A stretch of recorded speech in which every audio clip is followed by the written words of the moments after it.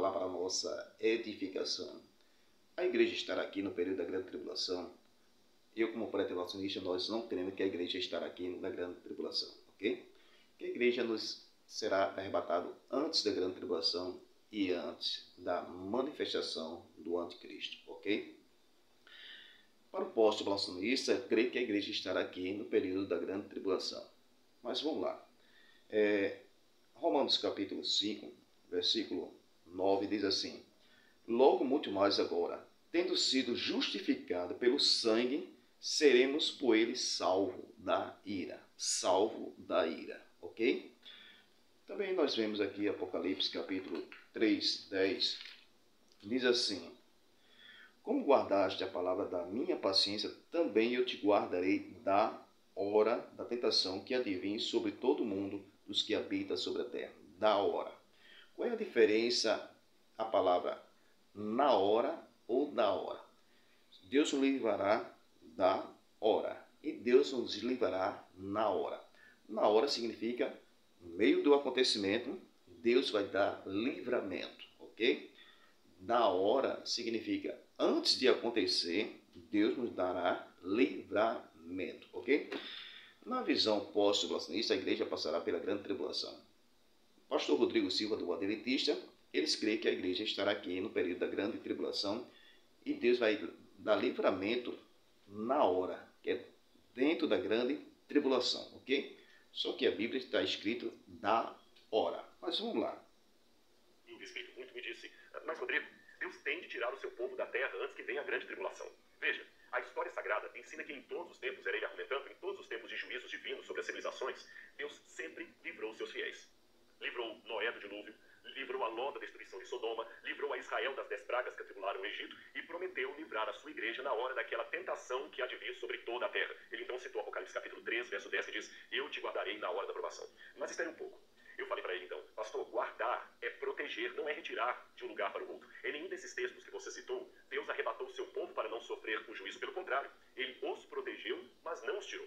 Jesus mesmo orou ao Pai: não peço que os tires do mundo, mas que os livres do mal. Veja, Noé estava protegido dentro da arca, mas permaneceu em meio ao dilúvio. Ló foi tirado pelos anjos, porém correndo em meio ao fogo que caía, e ele não foi arrebatado secretamente. Os hebreus, é claro, foram poupados das pragas do Egito, mas continuavam na terra de Faraó enquanto as pragas caíam.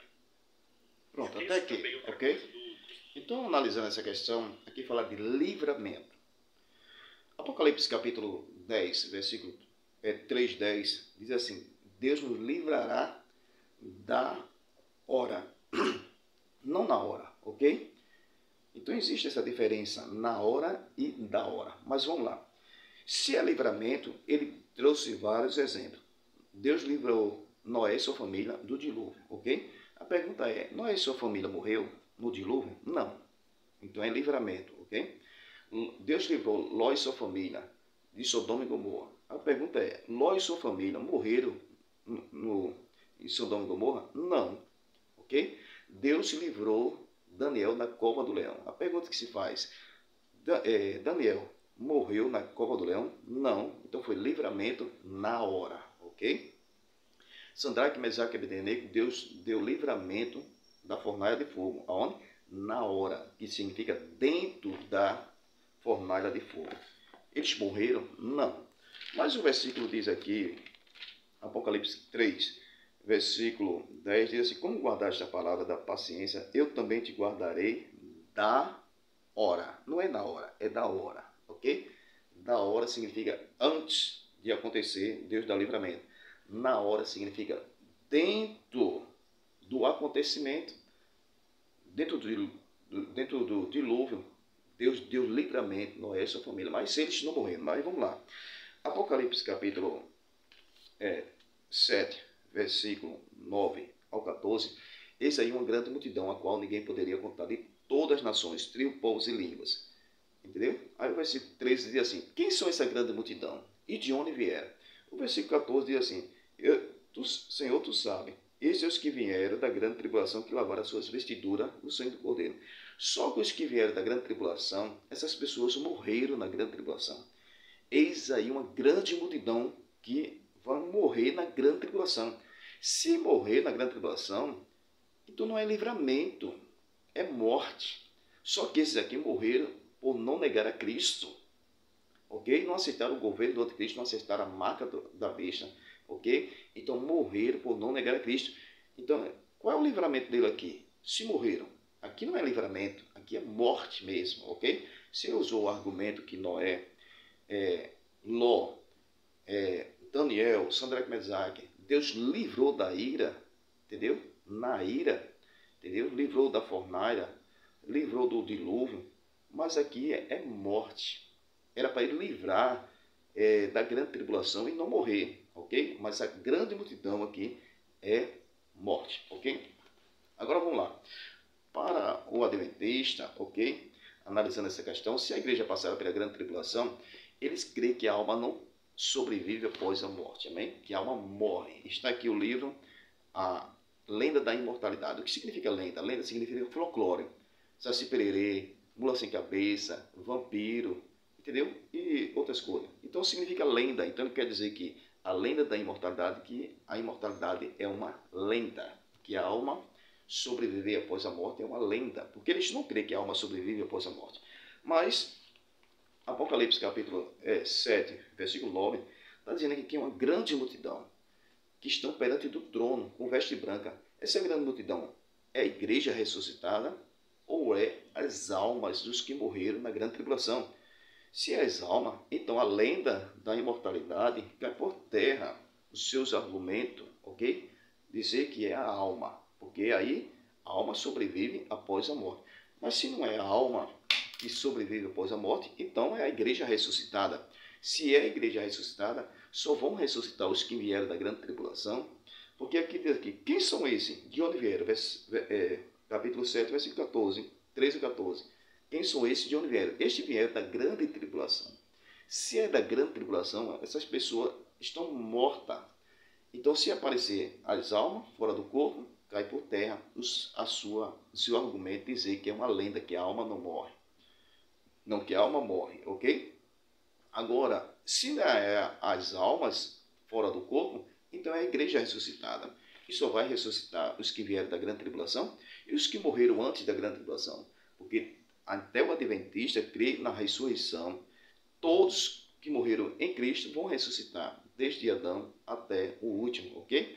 Mas aqui estão os que vieram da grande tribulação, ok? Só que onde estão os que morreram antes da grande tribulação? Vai ter que ter outra ressurreição, ok? Este é o problema para o adventista. O segundo problema, o adventista ele crê que a igreja será arrebatada e passará 1000 anos no céu. Esses 1000 anos no céu, ele crê que o milênio será no céu. Só que aqui na terra, o diabo será preso para não enganar as nações. Enganar quem? Porque para os ímpios serão todos mortos, não terá ninguém aqui na terra, ok? A igreja no céu, os ímpios na terra serão mortos. Então, Apocalipse capítulo 20, versículo 1 ao 3, diz que Satanás será solto, preso para não enganar as nações.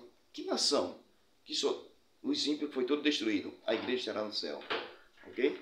Também Apocalipse capítulo 20, versículo 7 ao 8, diz que o diabo será solto, enganará as nações. Que nação? Ok? Então, para o adventista, ele crê que essas nações que serão enganadas são os ímpios que vão ressuscitar para o diabo enganar. Então, veja o problema. Qual é o problema? É que se os ímpios já morreram e depois vai ressuscitar, depois será enganado e vai morrer outra vez, ok? Então, eles creem que são os mortos ímpios que vão ressuscitar para o diabo enganar ele e ele vai ser destruído. Mas Hebreus capítulo 9, versículo 27, diz que o homem está ordenado a morrer uma só vez. Depois da morte segue-se o juízo.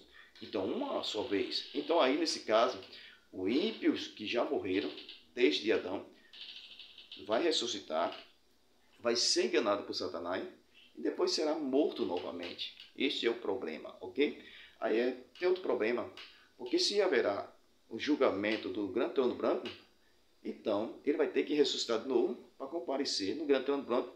Depois será lançado do lago de fogo, será morto de novo na visão pós-tribulacionista adventista, ok? Então esse é o problema, porque Hebreus capítulo 9, versículo 27, o homem está ordenado a morrer uma só vez, depois da morte, sexo e juízo, amém? Que Deus abençoe, que essa palavra seja uma palavra de edificação.